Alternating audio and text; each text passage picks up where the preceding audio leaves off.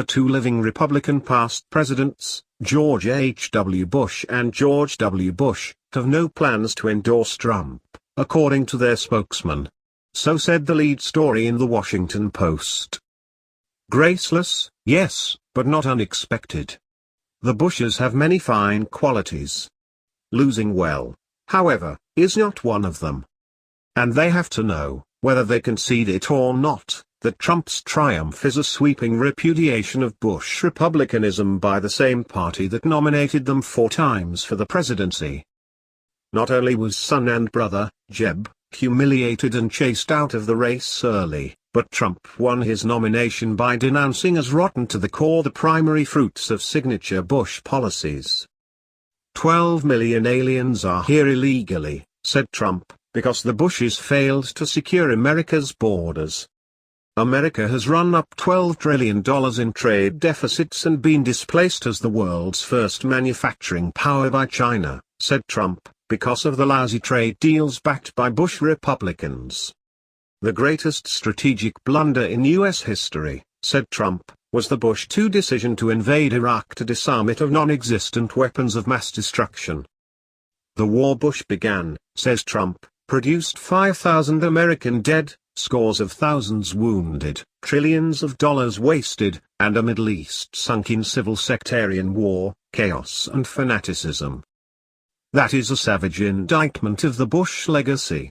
And a Republican electorate, in the largest turnout in primary history, nodded, amen to that, brother. No matter who wins in November, there is no going back for the GOP. Can anyone think the Republican Party can return to open borders or new free trade agreements like NAFTA?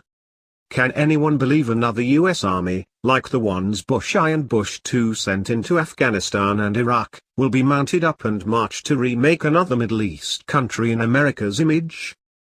Desert Storm and Operation Iraqi Freedom are history.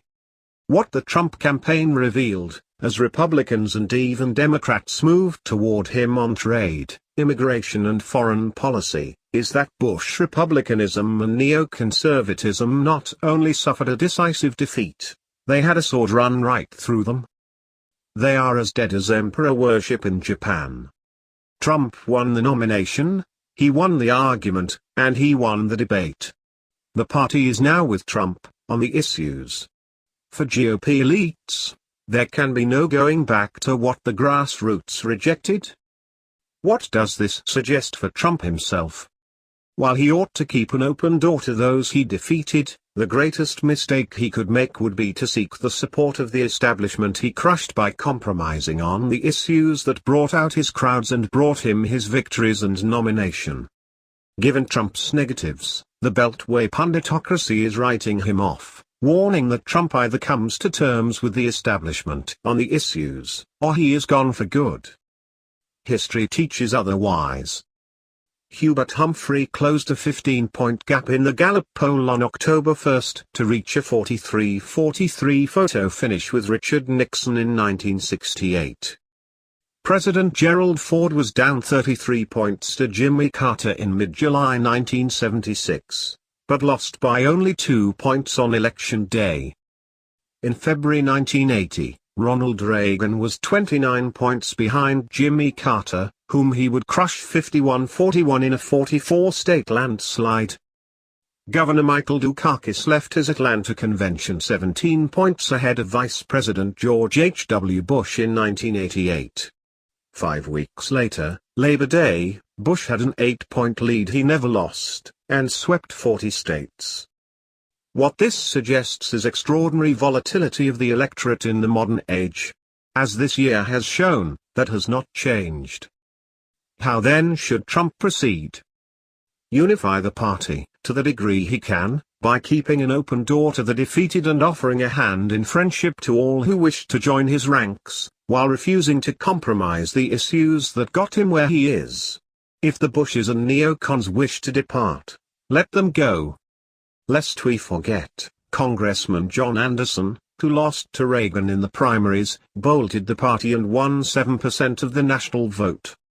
Ted Cruz, who won more states and votes than all other Trump rivals put together, should be offered a prime-time speaking slot at Cleveland, in return for endorsing the Trump ticket. As the vice presidential nominee remains the only drama left, Trump should hold off announcing his choice until closer to Cleveland. For while that decision will leave one person elated, it will leave scores despondent. And the longer Trump delays his announcement, the more that those who see themselves as a future vice president will be praising him, or at least holding off from attacking him. Ultimately, the great unifier upon whom the Republican Party may reliably depend is the nominee of the Democratic Party, Director James Comey and his FBI consenting, Hillary Rodham